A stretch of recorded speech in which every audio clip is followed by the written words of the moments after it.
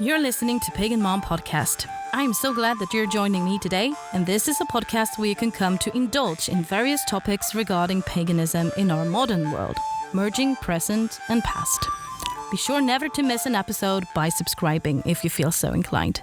I'd be very grateful. Thank you. Now let's get on with it. Hello all you beautiful souls, and welcome back to another episode, which this time is about altars. This is your host, Pagan Mom, the Modern Vala. So what is an altar, you might wonder if you're new to the pagan path, and I'd say that there are many types of different altars. Deity altars, work altars, offering altars, basic altars, and also travel altars. And in this episode, I'm going to explain each of these altars and give you some inspiration and suggestions on what those altars can look like and stuff you can have on them. So without further ado, let's get cranking. So let's begin with explaining what a deity altar is. It is a place which is sacred to you and the deity that you're connected to, or the one that you tend to pray to the most. There is a difference between revering and actively being connected to a deity, and I'm gonna talk more about that in a future episode, but for now, let's stick to the topic of altars. But anyhow, this type of altar is the place for a deity, and it's where you go to honor the deity you have made it for, and to connect and pray, for example. It doesn't need to be all fancy schmancy like we can see many examples of on Instagram and such. It could also be very simple and minimalistic. The only thing that matters is that you and your deity is happy with it. There are no rules as to how an altar should look like, although I would recommend that you're not using the same altar for multiple deities. An altar should be for one deity only, in my opinion, but other pagans might think differently about that, and that's totally okay. But personally, I would never have more than one deity on one altar out of respect for that deity. Most pagans tend to have their altars on smaller types of tables, and some also make them on wall shelves. There's many pagans on YouTube that speaks about their altars, and they almost always say that they got gifted this and gifted that by random people or friends, and that their altars are full of those things. And by them saying this, a common misconception has been created with the years, it seems, which is that you can only put gifted things on your altars, and that's really not the case. It's a myth created on YouTube, basically.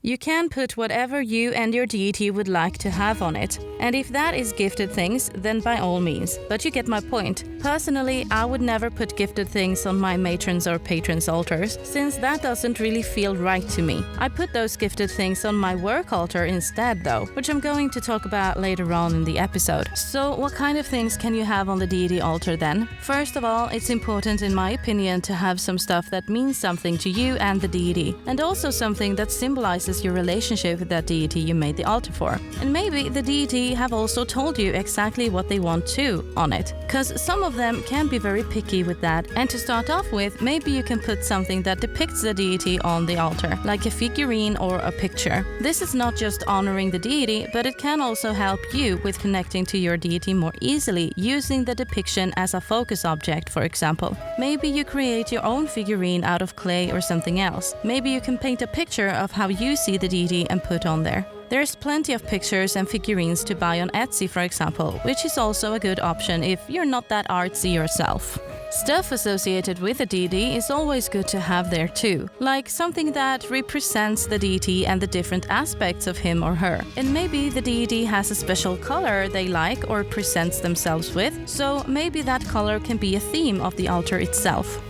Crystals are both beautifully decorative as well as energetic tools for you and the deity to use. So that would be a hot suggestion for me. I have loads of crystals on Freya's altar myself, and all over my home for that matter. Some deities have special kinds of crystals that they are especially connected to, which then could be a good thing to put on the altar. You can also put things you find in nature that represents the deity, or things you find the deity to actually have gifted you themselves. You can also put flowers or other plants that are associated with your deity. Sometimes the deity can have certain requests for that too, though. It's also good to have an offering bowl, preferably a fireproof one, so you can also use it to burn offerings for them, like incense for example. And also a cup would be a good thing to have on the altar as well, to put beverages in, if that is what you want to offer the deity. Candles are a standard on most pagan altars out in the world. Some make their own candles and some buys them. There really isn't any right or wrong with either. I tend to have both. When making my own candles for my matron and patron, I have full control of what that candle is made of, and I can also make it so it perfectly represents my matron or patron. Like for example, if I'm making a candle for Freya, I wanna incorporate gold in some way, for example, because that is representative of her, and maybe other colors that is her colors. Also, I might add a scent that I know she likes to it.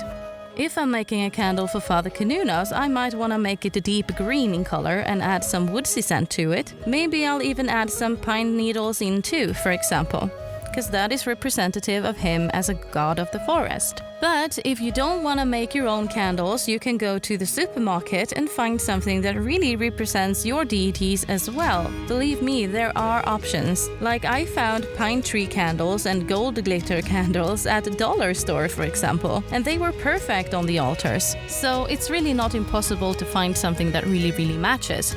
And it's not bad that it comes from the supermarket. It's the thought that counts.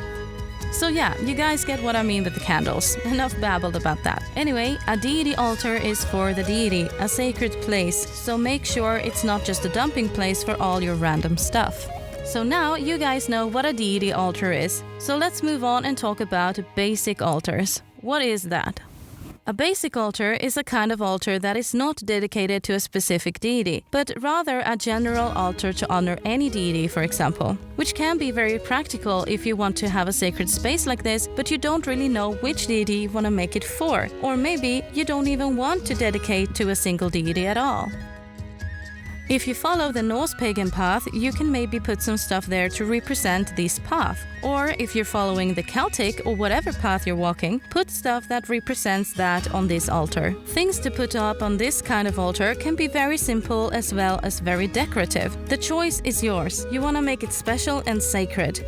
Maybe put a little cloth on, some flowers, some candles, some offering bowls, some pictures and cups, and maybe an incense tray, for example. You can go to this altar for praying and connecting just like the deity altar, as well as other things of your liking. Now, let's move on and talk about work altars. This kind of altar is typically one that most practitioners of the craft tend to have. But even if you're a basic pagan which is not into the craft, you can have this kind of altar too, of course. But I'm gonna talk about it from a practitioner's point of view though.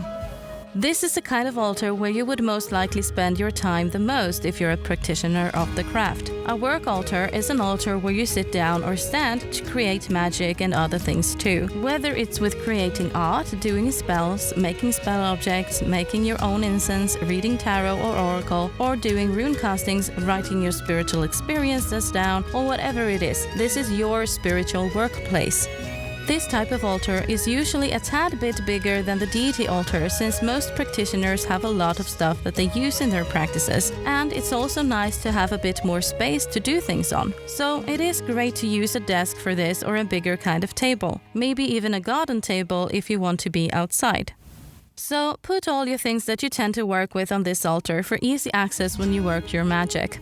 And put some other meaningful things there too, so that you can really get into the right mindset as you're sitting down by the altar to do your things. Maybe decorate it with flowers and plants of your liking, pictures, gifted things, nature stuff you find useful for your practice and such, and much more. It's all up to you really.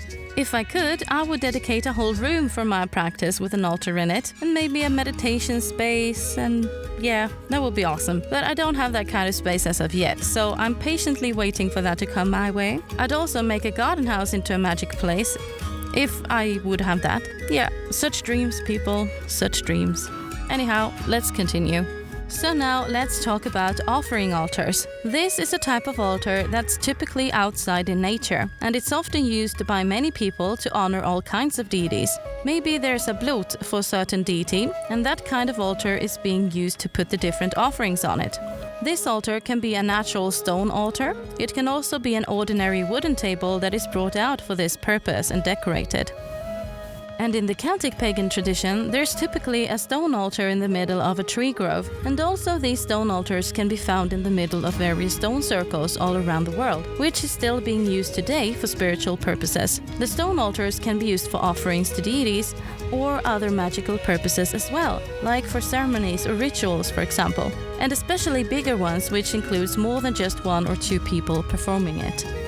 Now let's talk about travel altars. A travel altar is such a good thing to have with you if you're going somewhere, and it doesn't need to be much or elaborate in any way. A travel altar is supposed to be minimalistic and easy to take with you wherever you go, only taking the essential stuff with you. So what can essential things be then? It depends on what kind of practitioner you are really. Are you the basic pagan that is not into the craft, or are you a practitioner of the craft? That in itself can determine what would be important to have in your travel altar. So let's say you're a basic pagan. What should you have in your travel altar then? I would recommend something that represents the deity or deities that you're worshipping, so maybe a little figurine or something else that you feel is representative. Just keep in mind that it's supposed to be easy to take with you. I would suggest that you bring some offering supplies, so maybe some vials of some kind of beverage, maybe some incense sticks or cones, whatever you feel is suitable as offerings and doesn't go rancid for a while. Dried things is a hot tip, like dried herbs and maybe an alcoholic beverage. Maybe you could also bring a small bowl to put the offerings in if you feel you need that. And if you're into burning stuff, bring something that can take the heat to burn your stuff on. I'd suggest a power shell since it's not heavy and it's fireproof. You can burn your herbs or incense on it, for example. It's perfect for that.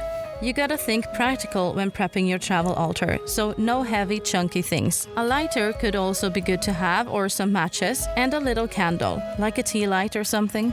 And maybe you could also bring a piece of wood to put your stuff up where you want it. Totally optional if you want to do that. Personally, I think it could be neat to have a little disc or something to put my things on. Think basic, simple and lightweight. Now, if you're not only a pagan, but a practitioner of the craft as well, you'll need to think basic pagan plus. So all or some of the stuff that I recommended for the basic pagan, plus some more things, like you want to think more about what you need for your practice, and if you're going to be doing anything special when you're out and about. Maybe you want to perform a ritual or a ceremony of some kind, or maybe you don't want to do anything like that at all. Maybe just some meditation and connecting to the deities or things like that. So think about these things when you start packing your travel altar. Just keep in mind that it's best to keep it as minimalistic as possible and lightweight, so you can just bring it wherever and not feel bothered by it. I would recommend that you pack tools for protection, cleansing, and energy helping. These are the 3 basic tool pillars, as I call it, when it comes to the craft. So as an example, if you're a crystal person, you could take with you a few small crystals, and you need to be smart about your choices. Always have one for help with cleansing and one for protection, and then 1 or 2 for whatever you feel you need for energy helping. So maybe rose quartz for self-love or citrine for happiness. Or maybe you want one as an aid for your psychic abilities. It's your choice. So personally, I'd go for black tourmaline, selenite, black obsidian, garnet and clear quartz. That would be like a standard crystal set to bring with me wherever. I'd also recommend to fill up some small vials with dried herbs that you might want to use. So be smart with these too. Think like so that each herb is gonna be a multi-purpose herb, so you won't be needing to bring the whole herb cabinet with you. One such herb is mugwort, for example, which has many different properties that will work for many different things. A vial with resin is also good to have, and an example of a multi-purpose resin would be frankincense. So always think practical and multi-purpose. Now I have talked about all these kinds of altars, so I bet you guys are curious of what I got on my altar, eh? Well, I'm gonna tell you. I said in my previous episode that I'm kind of a minimalist in my practice, and that also includes my altar. As of now, I only have one altar, and that's for my matron Freya. My patron Father Caninos doesn't have an altar, and I will explain why later on, but let's start with Freya's and what I have on that one. It's made on a hall counter, and the counter is made of stone and it has a drawer under it in wood. I have a picture of her, and I actually took a card from an oracle deck, and it depicts her in such a way that I perceive her to be like. She kinda looks similar on that as she looks when I see her in my dreams and visions, which is partly why I chose this card in particular. It really oozes her energy. I have plants and a vase with cotton flowers in it, and occasionally I put some other flowers on it, especially roses. I also have a bunch of crystals, an offering bowl, a candle, a power shell, and hanging on the wall behind it is a big fabric piece with the moon, stars and mountains on it. The theme is gold and white. Maybe I'll put a picture up on Instagram of it someday soon. So keep an eye out for that, if this is something that interests you. Now let's talk about the altar for Father Kununos. In the beginning I made an altar for Father as well, but he let me know that he actually prefers to not have an altar indoors, since he would rather have me come outside in nature to honor him and give offerings or spend some time with him out there in nature. So I removed that altar and I had that on the wall on an antique looking darkwood wall shelf. I also used to have an altar for the Morrigan on one of those wall shelves too, but I removed that since I just didn't think she was still there for me. But I was so wrong, and I actually feel so bad for not keeping my faith in that. But she's very much a silent watcher, so I mean, it's difficult sometimes to know with her. But nonetheless, I'm actually gonna put her altar up soon again. And if you guys want, I can take a picture of that too and put up on Instagram. Let me know. Send me voice messages on Anchor if you would like.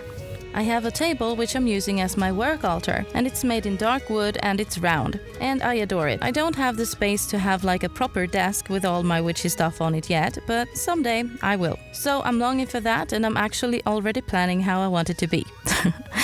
A girl can dream, can't she? I also have a work table outside on my balcony, also with dark wood, which I also use occasionally, depending on what I'm doing. And I love that one too, but I don't have things on it since I don't want birds to steal my things. And now it is unfortunately time to wrap this episode up, and I hope you've liked it and maybe gotten some inspiration too. And now it is time for the Swedish word of the week.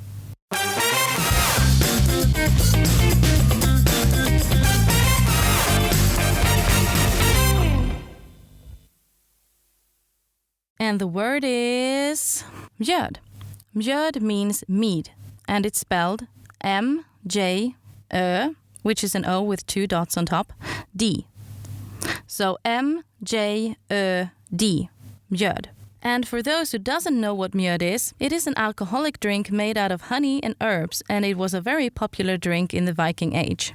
It is, however, still available today, but it is kind of difficult to get a hold of for some reason. I really like mjöd actually, and I'm going to make an entire episode talking about mjöd in the future, so stay tuned for that. Anyhow, I want to say also that I have taken some vacation from work now when it's summer, and I really want to enjoy it fully with my child and family, going to different places here in Sweden and visit relatives and such without any must-dos. So that means I'm gonna take a little vacay from the pod as well. So for 2 weeks forward, there will be no episode. But after that, I'm going to give you guys an episode about coming out as a pagan practitioner. You don't want to miss that. So hit the follow and subscribe button so you won't miss out when that episode comes up. Don't forget to follow me on Instagram and all that other jazz too to keep up with what I'm doing. Maybe I'll go to some historical places here in Sweden and put some pictures of that on the Instagram. All links are to be found in the description box of this episode. Use my link tree. You'll find all of the links associated to this podcast there. It's very practical. I also want to take the opportunity to thank my patrons on Patreon, Sam and Anthony. Thank you guys for being on board this long ship, and may we long sail together. They also host my brother podcast, as I like to call it, Two Pagans and Podcast, which is a great one if you can't get enough of pagan podcasts to listen to. They're so funny and awesome, and I love them both. So do check them out. Also, Sam has recently published a book on Amazon, so I really recommend you guys to check that out as well. I will link their channel and the book in the description of this episode for you guys. So now I'm all done babbling. See you guys in 2 weeks. Take care meanwhile, and skål!